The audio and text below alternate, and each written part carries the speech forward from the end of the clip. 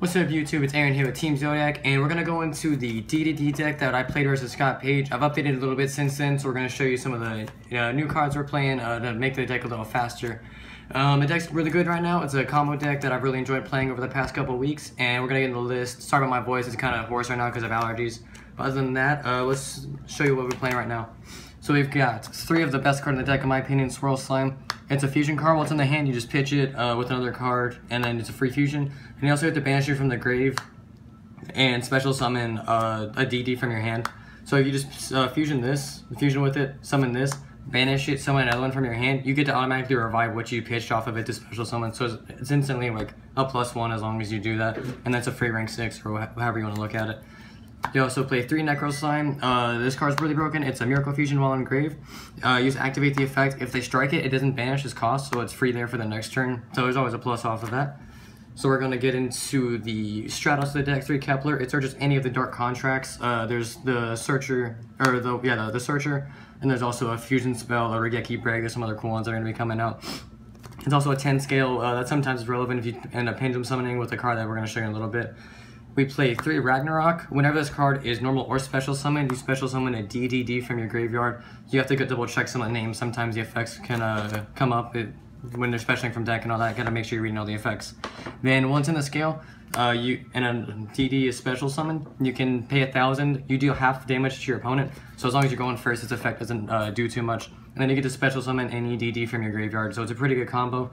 And as long as you combo with this card, Thomas is pretty broken. While it's on the field, you can pop any DD in your scale. So we've got the Kepler, the Thomas, Ragnarok, and then we've got 2 more that we're going to show you. And when you pop those, it has the same caveat where you deal half damage, but you get to special summon any level 8 DDD, so you get to summon a Ragnarok from your deck, and that's an instant rank 8, which is pretty plus. And then we're going to show you the 2 vanillas I play. It has effects, they're pretty irrelevant, but it's a free combo with the green slime and the fusion to an instant rank 6 play.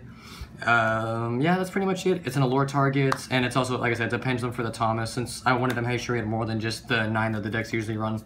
To play the 1 Leonidas, there's a level 7 fusion, so we play 1 rank 7 that we can go into with that. Its monster effect stops you from dying to your own contracts, so that's kind of relevant as you start leaving them up for a couple of turns. And then we play into 2 of the most broken cards of the deck, Puppet Master. One of his cards is Tribute Summon, you pay 2,000, special summon 2 Fiends. So the main combo with the deck is open the green slime, you fusion summon into this, and then you tribute summon this over it, special this back and something else, and then that's an instant rank 6 play right there. And then you just keep going off into some other plays. So yeah, the Genghis really furthers this card and makes the deck really broken. But also remember it's a 2,000 cost, so that's kind of relevant, like I said, with the contracts all that. Then we play 1 Global. I play 3 Synchros in the extra deck. It's really broken as long as you don't banish it off Desires. But yeah, sending this off Beatrice with 1 for 1, it's a free combo. And the other one of is Farfa. Another card you send off Beatrice on your opponent's turn to make that more live. It's an allure target. We play something like 20 when Dark's in the deck, so if you draw, there's usually going to have a use for it. But other than that, like I said, it makes Beatrice a trap on your opponent's turn, gives it some use, and there's some cute applications, like if you pitch it off Twin Twister, it's an instant out to Jalkin or anything like that. So we play 3 Contract with the Gate. It's a Stratos, not a Stratos, it's a Tanky. It's a once per turn Tanky, so when this is up during your standby phase, you take 1,000. That's the effect of all the contracts. And then once per turn, you activate the effect, and then you search any DD from your deck. So it's pretty broken. Searches the slime, searches Ragnarok, get your plays going. 2 of the Contract with the Swamp King. This is a fusion spell, so you fusion from your hand, field, or you banish from the graveyard. So it gives you a lot of broken combos. Turn 1 lets you do 3 fusions. Other than that, we play 2 because of Desires. We don't want to banish both of them because late game it's really important to getting those out of your grave to make some fusions. We play 3 Allure, like I said, a lot of darks. That's the reason why I play some of the things like Nicola, is so we can power through our deck and still have cards to banish, since most decks only play like 15 DDs. And then we play 2 trade-in for the 6 targets, the Ragnaroks and the Thomas. We want all those in grave so we can special them back and make rank 8 plays. We got 2 Desires. Since we play so much draw power, we don't want to draw into the 3rd, since that's going to be a really common occurrence.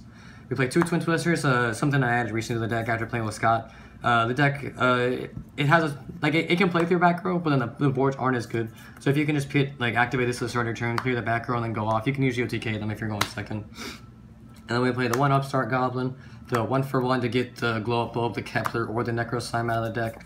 And then the Foolish as well, like I said, special from the graveyard, it gets the combo pieces in there to load it up. And then we play the 1 Trap Emptiness. In the video is going to be in the description of the testing I'm mentioning with Scott. You just make this with Harbinger, and it's usually an instant one if you shotgun it. just because that board's so hard to out unless you have like two spawn destruction outs. Other than that, we're gonna get the extra deck. There's 40 cards on the main deck. We got 3 Genghis. This card's broken. If you're not playing this at 30, I think you're playing a deck incorrectly.